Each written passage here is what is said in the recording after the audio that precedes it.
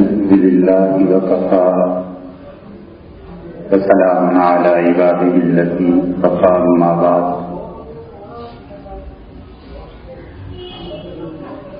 اللہ تعالی نے جن خیر کے کلمات کے ساتھ حضرت رسالت مآب صلی اللہ علیہ وسلم کو مبعوث فرمایا تھا، ان میں ایک بات ایسی بھی تھی جو آپ نے ایک سوال کے جواب میں ارشاد فرمائی،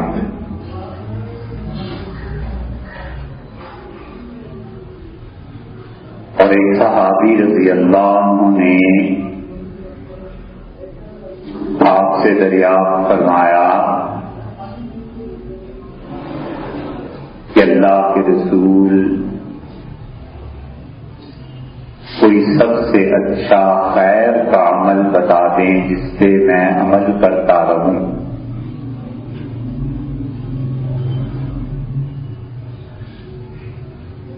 سوال کرنا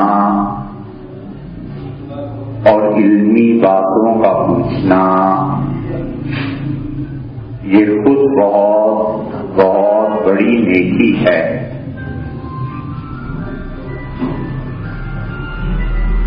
اور امام بخاری رحمۃ اللہ علیہ نے اپنی صحیح میں یہ بات باندھا ہے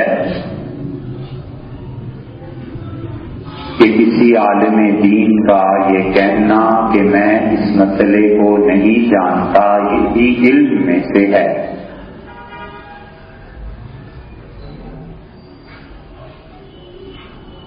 اور حضور صلی اللہ علیہ وسلم لوگوں کے سوالات سے، معقول سوالات سے، وہ چیزیں جن سے کسی شخص کے علم میں اضافہ ہوتا ہو، کوئی شرعی مسئلہ سامنے آتا ہو، بہت خوش ہوتے تھے۔ حتیٰ کہ خواتین آپ کی خدمت میں حاضر ہوتی تھیں، اور ایسے نہیں تھا کہ آپ لوگوں کے معقول سوالات سے تنگ آ جاتے ہوں، اور خواتین مسائل کو پوچھتی تھیں جو خالصتاً ان کے اپنے مسائل ہوتے تھے۔ بچوں کی پیدائش کے بعد جو حالات پیش آتے ہیں، ہر ماہ جس دورانیے سے گزرنا ہوتا ہے، اس طرح کے مسائل وہ پوچھتی تھیں، اور حضرت رسالت مآب صلی اللہ علیہ وسلم نے فرمایا کہ نعم النساء، یہ انصاریوں کی بیویاں، ان کی عورتیں، بچیاں مجھ سے مسائل پوچھنے آتی ہیں، اور یہ بہت اچھی ہیں۔ اور فرمایا کہ لم یمنع من الحیاء من الایمان، ان کا ایمان، ان کی شرافت، ان کی حیا، ان کی نیکی اور ان خواتین کا تقوی اس بات میں رکاوٹ نہیں بنتا کہ یہ مجھ سے آ کر ایمان کی باتیں پوچھتی ہیں۔ تو خالص وہ مسائل جو خواتین کے تھے، حضور صلی اللہ علیہ وسلم نے اسے ایمان سے تعبیر فرمایا کہ یہ ایمان کی باتیں ہیں۔ اس لیے کوئی بھی علمی سوال پوچھنا، کوئی اچھی بات پوچھنا جس سے لوگوں کے علم میں اضافہ ہو، یہ بہت بڑی نیکی ہے، اور رسول اللہ صلی اللہ علیہ وسلم ہمیشہ اسے انکریج کرتے رہے، حوصلہ بڑھاتے رہے کہ لوگ پوچھیں، حتیٰ کہ بعض بے احتیاط لوگ ان چیزوں سے فائدہ اٹھا کر ان سوالات کو پوچھنے لگے جو بالکل غیر معقول تھے۔ ایک آدمی نے اپنی اونٹنی کو لا کر کھڑا کر دیا اور کہنے لگا کہ اللہ کے رسول یہ بتائیں کہ اس اونٹنی کا جو بچہ ہونے والا ہے یہ اونٹ ہوگا یا اونٹنی ہوگی؟ تو تو اس طرح کے سوالات سے آپ بہت ناراض بھی ہوتے تھے، تنگ بھی ہوتے تھے، لیکن سوال کسی کام کا بہت خوش ہوتے تھے۔ اس صحابی رضی اللہ عنہ نے کہا اللہ کے رسول کوئی خیر کا عمل مجھے بتا دیں جس سے میں عمل کرتا رہوں، بس ایک چیز کوئی۔ تو آپ نے فرمایا روزے رکھا کرو، اور روزے سے بڑا کوئی خیر کا عمل نہیں ہے جو میں تمہیں بتاؤں۔ بس ایک جواب، ایک سوال۔ اسی لیے رسول اللہ صلی اللہ علیہ وسلم نے فرض روزوں کے بعد نفل روزے لوگوں کو رکھنے کی ترغیب بھی دی، حکم بھی دیا، اور بتایا کہ جو لوگ نفلی روزے رکھتے ہیں ان کے لیے کتنا اجر اور ثواب ہے، اور انہیں چاہیے کہ یہ نیکی کے کام کرتے رہیں۔ یہاں تک کہ حضرت عثمان رضی اللہ عنہ کے متعلق آتا ہے کہ کثرت سے روزے رکھتے تھے، اور وجہ یہ تھی کہ انہوں نے اتنی احادیث رسول اللہ صلی اللہ علیہ وسلم سے سنی تھی اس روزوں کے بارے میں کہ وہ جانتے تھے کہ یہ بہت بڑی نیکی ہے روزے کا رکھنا، تو کثرت سے روزے رکھتے تھے۔ یہاں تک کہ حدیث میں آیا ہے کہ قیامت کے دن اللہ تعالی کے ہاں جنت کا ایک دروازہ کھولا جائے گا، اور باب الریان آپ نے فرمایا اس کا نام ہے، اور جنت کے 8 دروازے ہیں۔ بہت سے ایسے خوش نصیب بھی ہوں گے کہ ان کے لیے 8 دروازے کھل جائیں گے، اور بہت سے ہوں گے جن کے لیے ایک دروازہ کھولا جائے گا۔ حضرت ابوبکر رضی اللہ عنہ نے پوچھا تھا تو آپ نے فرمایا تھا کہ تم ایسے لوگوں میں سے ہو جن کے لیے جنت کے 8 دروازے کھول دیے جائیں۔ اور آپ نے فرمایا وہ عورت جس کا بچہ ضائع ہو جائے، اس کی دکھ اور تکلیف اس کے باپ کی اور اس کی ماں کی، اللہ تعالیٰ ان کے حساب سے بھی پہلے جنت میں اس بچے کو ایک زندگی دے دے گا، پورا کر دے گا اس کے جسم کو۔ ابارشن کا جو کیس ہو گیا، اور جب اس کے ماں باپ کا حساب ہوگا تو بچہ اندر سے آئے گا، اور نسائی کی روایت میں آیا ہے کہ وہ کہے گا کہ سارے دروازے کھول دو میرے ماں باپ کے، اور اس کے ماں باپ کے لیے سارے دروازے کھول دیے جائیں گے۔ لیکن یہ حادثہ اتنا بڑا ہے کہ اس ماں سے کوئی پوچھے اور باپ سے جن کی امید ضائع ہو گئی بظاہر، لیکن اللہ نے ان کے لیے کتنا اجر اس میں رکھا ہے۔ تو آپ نے فرمایا باب الریان، وہ دروازہ صرف ان لوگوں کے لیے کھولا جائے گا جو روزے رکھتے ہیں، اور آپ نے فرمایا کہ روزے والوں کو بلائے گا اور کہے گا کہ اس سے داخل ہو جاؤ، اور جب لوگ چلے جائیں گے تو رسول اللہ صلی اللہ علیہ وسلم نے بتایا کہ پھر وہ دروازہ بند کر دیا جائے گا اور پھر کسی کے لیے نہیں کھولا جائے گا۔ اسی لیے آپ مسلسل بتاتے رہے کہ سال میں فرض روزوں کے علاوہ کتنے روزے لوگوں کو رکھنے چاہیے۔ مسلم میں ابو قتادہ رضی اللہ عنہ کی روایت آئی ہے، وہ کہتے ہیں کہ ایک آدمی نے آ کے رسول اللہ صلی اللہ علیہ وسلم سے یہ پوچھا کہ آپ کتنے روزے رکھتے ہیں؟ تو ظاہر ہے کہ حضور صلی اللہ علیہ وسلم کی بعض معاملات اور چیزیں ایسی تھیں جسے عام امت پر قیاس نہیں کیا جا سکتا۔ سیرت کا ایک مستقل یہ موضوع ہے کہ کیا کیا چیزیں ایسی تھیں جو رسول اللہ صلی اللہ علیہ وسلم ہی کے لیے تھیں اور امت کا اس میں کوئی حصہ نہیں ہے۔ شادیاں ہیں، نیند کی وجہ سے آپ کا وضو نہ ٹوٹنا ہے، اسی طرح بیٹھ کے نفل پڑھنے پر دگنا ثواب ہے، یہ سب چیزیں ایسی ہیں جس میں خصوصیت تھی ان کی، اور اسی لیے آپ نے فرمایا کہ ایکم مثلی، تم میں سے کون ہے جو مجھ جیسا ہو سکتا ہے؟ یطعمنی ربی ویسقینی، میرا رب مجھے کھلاتا بھی ہے اور پلاتا بھی ہے جبکہ میں روزے میں ہوتا ہوں۔ اور آپ نے فرمایا لی مع اللہ ظہر، اور میرا ایک وقت اللہ کے ساتھ ایسا بھی ہوتا ہے جس میں کوئی شریک نہیں ہوتا، کچھ نہیں ہوتا، میں اور اللہ۔ یہ ہونا چاہیے، اور ہر آدمی کو یہ چاہیے کہ اپنی 24 گھنٹے میں سے کچھ وقت ایسا رکھے، کمرہ بند کر لے، دروازہ، بیوی، بچے، دوست، موبائل، ٹی وی، کچھ بھی نہیں، وہ اور اللہ۔ اس سے انسانی شخصیت بنتی ہے، اپنی کوتاہیوں پر غور کرنے کا موقع ملتا ہے، اور جو اللہ نے انعامات کیے ہوں ان پر شکریہ ادا کرنے کی بھی توفیق ہوتی ہے۔ 24 گھنٹے کی زندگی مشین نہ بن جائے، کچھ وقت ایسا ہونا چاہیے کہ انسان ہو اور اللہ، اور انسان اور اللہ تو بہت بڑی بات ہے، آدمی ہو اور اللہ ہو،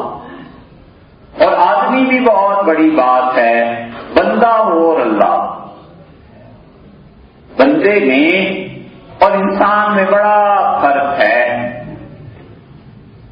اتنا فرق ہے کہ زمین و آسمان میں اتنا فرق نہیں ہے جتنا بندے میں اور انسان میں فرق ہے۔ تو حضور اکرم صلی اللہ علیہ وسلم نے روزے کی طرف توجہ دلائی، اور آپ نے فرمایا کون ہے جو مجھ جیسا ہو سکتا ہے؟ اس آدمی نے پوچھا کہ آپ کیسے روزے رکھتے ہیں؟ تو ناگواری ہوئی آپ کو اس سوال سے، اور عمر رضی اللہ عنہ اٹھے، اور وہ ایسے مواقع جانتے تھے کہ کس بات سے ناگواری پیش آ سکتی ہے، اس کا حل کیا ہے، تو انہوں نے حضور صلی اللہ علیہ وسلم کے گھٹنے پکڑ لیے اور ان کا اللہ کے رسول رضینا باللہ ربًا، ہم اس بات پہ خوش ہیں کہ اللہ ہمارا رب ہے، وبالاسلام دینن، اور اسلام ہمارا دین ہے، وبمحمد النبی، محمد صلی اللہ علیہ وسلم اللہ کے رسول ہم میں آئے ہیں، ہم اس سے بڑا شکر ادا کرتے ہیں اللہ کا، ونعوذ باللہ من غضب اللہ وغضبہ، اور ہم پناہ مانگتے ہیں اللہ کی ناراضگی سے اور آپ کے ناراض ہونے سے۔ اور پھر عرض کیا کہ اللہ کے رسول کیا فرماتے ہیں اب اس شخص کے متعلق جو روزے رکھتا ہے اور مہینے میں زندگی میں 2 دن روزے رکھتا ہے اور پھر 1 دن افطار کر لیتا ہے؟ 2 دن روزہ رکھنا اور 1 دن افطار کرنے کا مطلب تو یہ ہوا کہ 20 دن مہینے میں روزہ ہو گیا اور 10 دن افطار کے ہو گئے۔ تو آپ نے فرمایا کون ہے جو اتنی محنت کر سکتا ہے؟ مطلب یہ تھا کہ بہت مشکل ہے۔ پھر عمر رضی اللہ عنہ کہتے ہیں میں نے کہا آپ اس کے متعلق کیا کہتے ہیں جو ہمیشہ روزہ رکھتا ہے روزانہ؟ تو آپ نے فرمایا نہ روزہ رکھا نہ افطار کیا، عادت پڑ گئی نا، صبح کھا لیا اور شام کو کھا لیا۔ تو آپ نے فرمایا اس شخص کا تو حال یہ ہے کہ نہ روزہ رکھا نہ افطار کیا۔ فرماتے تھے میں نے تیسرا سوال پیش کیا اور میں نے کہا آپ اس کے متعلق کیا کہتے ہیں جو 1 دن روزہ رکھتا ہے اور 1 دن افطار کر لیتا ہے؟ تو آپ نے فرمایا یہ تو اللہ کے نبی داؤد علیہ السلام روزہ رکھتے تھے، اور دوسری روایت میں آتا ہے کہ آپ نے فرمایا سب سے اچھا روزہ رکھنے والے نے یہی رکھا ہے کہ 1 دن رکھ لے اور 1 دن افطار کر لے۔ بہت مشکل ہے، بہت مشکل۔ چوتھا سوال حضرت عمر رضی اللہ عنہ نے کیا اور عرض کیا کہ ہم اس کے متعلق کیا کہتے ہیں جو 2 دن افطار کرے اور 1 دن روزہ رکھے؟ مہینے میں 10 روزے ہو گئے اور 20 دن افطار کے مل گئے۔ تو آپ نے فرمایا تو جی چاہتا ہے کاش اللہ مجھے بھی اتنی ہمت دے دے۔ فرمایا بہت اچھا ہے، 2 دن افطار کرے اور 1 دن روزہ رکھ لے، کاش کی اتنی ہمت مجھے بھی مل جائے۔ اور پھر حضرت عمر رضی اللہ عنہ کہتے ہیں مجھ سے فرمایا کہ عمر دیکھو جس نے مہینے میں 3 روزے رکھ لیے اس نے رمضان کے علاوہ جب 11 مہینے 3 روزے وہ رکھتا رہا تو اللہ اسے اتنا اجر دے گا جیسے اس نے سارا سال روزے رکھے، کیونکہ ایک نیکی 10 گنا جب اللہ بڑھا دے گا تو 3 روزے خود بخود 30 ہو جائیں گے۔ اسی لیے آپ نے فرمایا کہ رمضان کے علاوہ 13، 14 اور 15 جو چاند کی راتیں ہیں، ان 3 دنوں میں روزے رکھو، اور یہ ایسے ہی ہو جائے گا جیسے تم نے پورے مہینے کے روزے رکھ لیے، اور پھر جب سال رکھو گے تو گویا سال کے رکھ لیے۔ اور پھر رسول اللہ صلی اللہ علیہ وسلم نے فرمایا عمر، اور 10 ذی الحج کا روزہ، 9 ذی الحج کا روزہ، اور 9 کا روزہ تو ایسے ہے جیسے اس شخص نے پچھلے سال کے گناہ بھی معاف کرا لیے اور آئندہ آنے والا سال بھی معافی کا مل گیا۔ اور آپ نے کہا 10 محرم کا روزہ رکھنا عاشورہ کا، یہ تو اس انسان کے 1 سال کے پچھلے گناہوں کو معاف کرا دیتا۔ یہ جو آئندہ جمعہ آ رہا ہے 10 محرم کا، اس میں اللہ کے اچھے بندے روزہ رکھتے تھے، تب سے یہ روزہ رکھنا شروع ہوئے ہیں۔ کوئی نہیں جانتا، تاریخ میں سراغ یہ ملتا ہے کہ سب سے پہلے اس دن کا روزہ یا تو اس سے موسیٰ علیہ السلام نے رکھا ہے یا اس سے نوح علیہ السلام نے رکھا۔ رسول اللہ صلی اللہ علیہ وسلم نے فرمایا یہ 10 محرم اتنا پاک دن تھا کہ اس مبارک دن میں نوح علیہ السلام کی کشتی جودی پہاڑ پر جا کر ٹھہر گئی، اور یہی وہ دن تھا 10 محرم کا جب حضرت موسیٰ علیہ السلام کو اللہ تعالیٰ نے فرعون سے نجات۔ اسی لیے جب ہجرت ہوئی ہے تو اتنا اہتمام تھا، ہجرت سے پہلے قریش یہ روزہ رکھتے تھے، کافر ہونے کے باوجود یہ روزہ رکھتے تھے، کافر ہونے کے باوجود نماز پڑھتے تھے۔ حضرت ابو ذر غفاری رضی اللہ عنہ کی روایت میں آیا ہے کہ وہ کہتے ہیں میں نماز پڑھتا تھا اسلام سے پہلے۔ کیسی نماز پڑھتے تھے، حج کیسا کرتے تھے؟ وہ چیز جو ابراہیم علیہ السلام کے ہاں سے چلی آتی تھی بس اسی طرح عبادت وہ کرتے تھے۔ جو فرق پڑا ہے اور جہاں سے آ کے حضور صلی اللہ علیہ وسلم کی اور قریش کی راہ جدا ہوئی ہے، کفر اور اسلام کی راہ جدا ہوئی ہے، وہ عقیدہ ہے۔ عقیدے نے فرق ڈالا کہ وہ کس عقیدے کے تحت نماز پڑھتے تھے اور رسول صلی اللہ علیہ وسلم نے کس عقیدے کی تلقین فرمائی۔ قریش 10 محرم کا روزہ رکھتے تھے، آپ بھی 10 محرم کا روزہ رکھتے تھے۔ ہجرت کے فوراً بعد آپ نے اتنا اہتمام کیا 10 محرم کے روزے کا کہ آپ نے صحابہ رضی اللہ عنہ کو بھیجا اور آپ نے فرمایا مدینہ منورہ میں اور قرب و جوار کی بستیوں میں اعلان کر دو کہ جس نے 10 محرم کا روزہ نہیں رکھا، اگر اب تک صبح سے اس نے کھایا پیا نہیں ہے تو اب شام تک وہ کچھ نہ کھائے پیے اور بقیہ دن کے حصے کو روزے کے طور پہ پورا کر۔ یہ 10 محرم کا روزہ شریعت کے آغاز میں واجب تھا، ضروری تھا مسلمانوں کے لیے رکھنا، حتیٰ کہ اللہ نے رمضان کی آیات نازل کی تو اللہ نے رمضان کے روزوں کو فرض قرار دیا اور اس روزے کا فرض ہونا منسوخ ہو گیا، لیکن اس کے باوجود رسول اللہ صلی اللہ علیہ وسلم فرماتے تھے کہ جو آدمی بھی عاشورہ کے دن کا روزہ رکھے گا اس انسان کے لیے پچھلے سال کے گناہوں کی معافی کی ضمانت ہے، اللہ اسے بخش دے گا۔ پھر صحابہ کرام رضی اللہ عنہ نے عرض کیا کہ آپ یہ جو 10 محرم کا روزہ اتنے اہتمام سے رکھتے ہیں، اسی لیے عبداللہ ابن عباس رضی اللہ عنہ کی روایت میں آیا ہے کہ میں نے حضور صلی اللہ علیہ وسلم کو کسی نفلی روزے میں اتنا زیادہ فکر مند نہیں دیکھا جتنا 10 محرم کے روزے کو کہ خاص اہتمام فرماتے تھے، مطلب گھر والوں کو بتا دیتے تھے کہ اگلے دن روزہ رکھنا ہے، سحری کا اہتمام، یہ جو کچھ بھی ہوتا تھا آپ نے اتنا اہتمام اس کا کیا۔ ہم نے کہا یہودی بھی روزہ رکھتے ہیں، آپ نے فرمایا کیوں رکھتے ہیں؟ ہم نے عرض کیا کہ موسیٰ علیہ السلام کو جو نجات ملی تھی اس وجہ سے وہ روزہ رکھتے ہیں، تو آپ نے ارشاد فرمایا کہ اچھا آئندہ سال ہم 9 کا روزہ رکھتے ہیں۔ اس کا یا تو مطلب یہ تھا کہ یہودیوں کی مشابہت سے بچنے کے لیے بس آئندہ 10 کے بجائے ہم 9 کا روزہ رکھ لیں گے کہ اللہ اسے قبول کر لے،